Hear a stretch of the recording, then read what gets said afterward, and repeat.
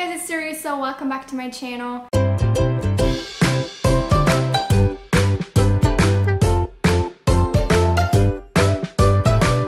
So in today's video, I'm gonna be finally doing my November wrap-up. I can't believe the year is almost over. It's almost scary actually that we're almost in 2019 already. And yeah, today I'm just gonna talk about the books that I read in the last month. I ended up reading only 8 books in November. If you've watched my videos throughout the month, you probably noticed that I was talking a lot about being like in reading slumps and not really feeling like reading. And my mood kind of did pick up for some parts of it towards the end, but then again, like, I don't know, I just like haven't had a phase where I was consistently interested in reading in a while now. And so, I don't know, I'm not gonna hit my 120 books reading goal for the year, but that's okay. I'm pretty much like over it already. Anyway, so let's just jump right into the stats. So I read, as I said, 8 books, and I had, in terms of rating, 2 5 stars, 4 4 stars, 0 3 stars, 2 2 stars, and 1 1 star. And that comes to an average rating of about 3.93. And the funny thing this month is that also the Goodreads average rating for these books is 3.93, even though I rated several of these quite differently than the average on Goodreads, so I think that's quite funny. Overall, I read 2,768 pages, which comes to an average of 92 per day and 346 per book. In terms of genres, I had 1 nonfiction, 1 historical fiction, 1 literary fiction, 2 horror, and 3 fantasy novels. For settings, we had 1 set in North Korea, 1 in China, and also 1 in Japan, 2 in the US, and 3 in England. I had 7 female authors and 1 male author, of which 5 were new to me and 3 were not. 2 of the books I would consider pretty popular, whereas 6 are more obscure. And in terms of release years, 5 of the books I read were released between 2000 and 2017. 1 was a 2018 release, and then 1 was released in 1988 and 1 in 1959. And that's it, so let's jump right into the video now. The worst book I read this month is one I haven't even hauled yet because I read it instantly after getting it, and that is Mapping the Interior by Stephen Graham Jones. This is a horror novella. It's literally only like 112 or so pages long, and the premise sounded really interesting to me, which is why I got it, but I ended up being, as you can tell, pretty disappointed. I ordered this online as a sort of secondhand book or like reduced price book, and I even got an autographed version, so that's pretty cool, but that's kind of the only cool thing about this book. So it's set in our time, but it follows a young Native American boy, and his father has passed away, and he starts seeing or thinking that he's seeing his father in their house and sort of influencing their lives and wanting to specifically save his brother because his brother suffers from seizures and a learning disability, and he's bullied a lot, and he thinks that his father has come back to cure pretty much his brother and help them. And so he starts staying awake at night or like trying to recreate the moment where he saw his father for the first time. And the story kind of goes from there, and it goes into a pretty like dark and also extremely confusing direction.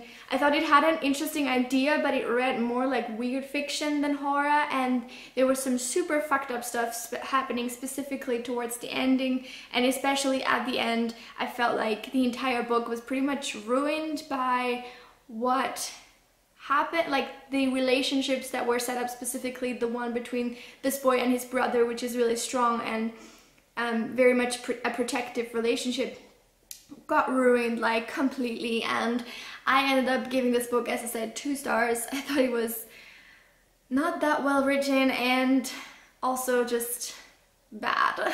The next book I actually rated 2.5 stars, and that is Kitchen by Banana Yoshimoto. As you can tell, I was trying to read short books for a period of this month, and this was one of them.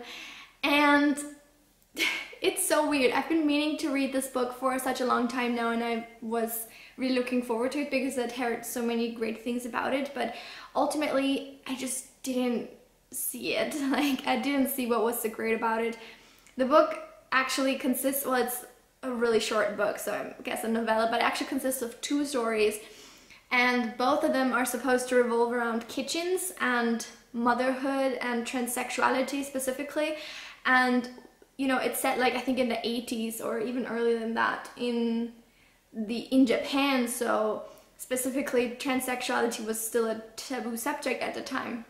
And I thought that was an interesting thing, like, okay, I want to see how that is like incorporated and whatever. And it was just so lackluster. Like, in my opinion, it wasn't even trying to like discuss anything or do anything. There was really no point to the stories. I felt like they were just there. And the first story did have a transsexual person, and the second just didn't. Straight up didn't. It was all about like cross-dressing, and even more so cross-dressing because as a result of like a trauma that happened. I don't know, I just found it was weird. I just don't see the appeal. Maybe other people do, and that's fine.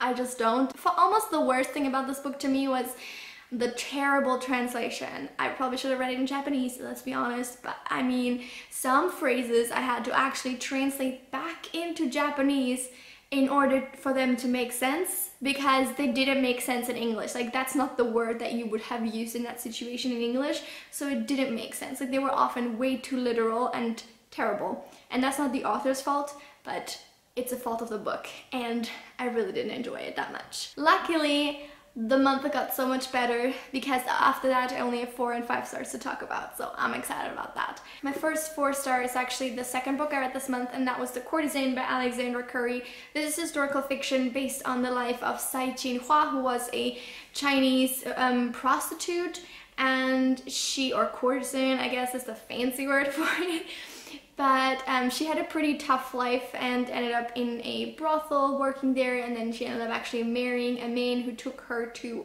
Europe, which this is set in 1880, in the 1880s, so that's a pretty spectacular thing for a Chinese person to do at that time. And you know, about her life there and then returning, and just in general like a fictionalized account of her life, because there's so much like myth surrounding her life and so many contradictory accounts. And so the author said, well, no one knows the truth anyway, so I'm just gonna make up some stuff that could have happened. And I think she did a really, really good job of it. I love the writing style of this book. I thought it was really wonderful, like so atmospheric, and I just enjoyed it. I enjoyed reading about Sai Qinhua. She obviously had a pretty tough life, and so sometimes it was a little hard reading about it, especially about how she was treated as a courtesan, but I still think it's worth a read, especially if you're interested in Chinese historical fiction or just in historical fiction in general. I also read The Haunting of Hill House by Shirley Jackson this month, and this was such a pleasant surprise. I'd been meaning to pick out this book for quite a while, specifically because I wanted to watch the Netflix show, and then somebody told me that it's not actually that close to the book, so I could have watched it all along, and I still haven't because I heard there's jump scares, and I hate jump scares, so I don't even know what I'm trying to say here. But basically, this book is really, really good. I really enjoyed it. This is about a woman in the 1950s who gets asked, alongside other people that have had paranormal experiences in their lives, to go visit Hill House that is supposedly haunted. And they're there with a scientist trying to like find proof of the haunting and like try to figure out what's happening there. And the group just gets there and weird stuff starts to happen at night. And it's just kind of like, it's not overtly scary, but the atmosphere is creepy and the characters are great and they're all very interesting. I think they read like really, really interesting people. They're very witty, and so the book is quite funny at times, but I also felt a little confused at times because I didn't get their jokes or what was being said. It was like, well, wait, is this meant to be like ironic or real? And it was a little confusing for me. But overall, I really, really enjoyed it. I know I recently said that I like horror books to be actual horror and like actually scary, and while this wasn't, as I said, super in-your-face scary, I still think it, you know, the atmosphere was scary and the ending is scary, and I don't know, I just liked everything about this pretty much. Ended up giving it actually 4.5 stars because it was that good, and I highly recommend that you read it. These next 3 books I'm going to talk about in like one fell swoop because they're actually part of a series, and that is the Dark Days Club series, the Lady Helen trilogy by Alison Goodman. The first book is called The Dark Days Club, then we have The Dark Days Pact, and finally The Dark Days Deceit. I rated the first book 4 stars, the second book 5 stars, and the third book 4 stars. So overall, a really, really great series. I talked about the third book specifically in an individual book review because that's the book that came out this year. So go check that out if you haven't seen it yet. I really recommend this series. I've heard it described as a mixture of Pride and Prejudice and the Infernal Devices series, and I think that's pretty accurate, even though this is a lot better than the Infernal Devices. So I really recommend it. The first 2 books were actually rereads for me, and I love them just as much the second time around. It's really great. Go read it. And then finally, as you might remember, this month was actually Nonfiction November, and I did want to participate, but I ended up not really reading much nonfiction besides the very first book I picked up, and that was In Order to Live by Yeon-mi Park. Finally, I got around to reading this. I'm really happy about that, and it was so freaking good, guys. It was so freaking good. This book follows obviously Yeon-mi Park, who grew up in North Korea and managed to eventually flee to China and then eventually end up in South Korea, where she lives now, I believe. And it is one of the most heart-wrenching memoirs I have ever read in my life. It is absolutely terrifying, the things that she had to go through and that she had to suffer, not only in North Korea but also in China at the hands of human traffickers. And I mean, I was just appalled. It's, you know, it's one thing to hear about this on the news or whatever, or not even that. I don't think I've ever heard about the atrocities of North Korea and this kind of situation ever besides in this book. So, you know, but it's still something else to read about it, read about a first-hand account of somebody going through this. And I ended up also watching some of her videos and talks that she did after her after her escape to South Korea. And I know there's some people saying that it's well, her account doesn't really match up, it's not really believable, but I think that you have to keep in mind that this was an extremely stressful situation, and you know, nobody's gonna have the perfect memory of it, especially if it's such a traumatic time that they probably most likely want to forget, at least to some degree. So also she was very, very young at the beginning of her story, so I think it's very foolish to expect this to be 100% exactly what happened. But even if it's not, this is still horrible. That's undisputed, and I think there's no point in trying to undermine the core truth of her story. So definitely read this book if you haven't already. It's super worth your time, and it's also really, really hard to read, but I think really important. And that is it for all of the books that I read in November. I hope you guys enjoyed it.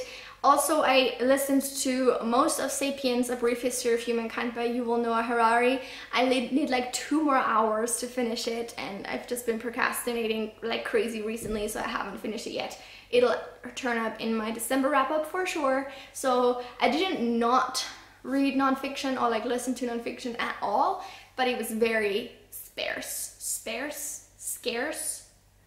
those kind of things. Anyway, that's the end of this video. Let me know how your reading month went and if you managed to participate in Nonfiction November. Thank you for watching. I will see you very soon with another video. Please don't forget to like this video and subscribe to my channel. I upload every Tuesday and Friday, and I will see you very soon with another video. Until then, have a lovely week. Bye!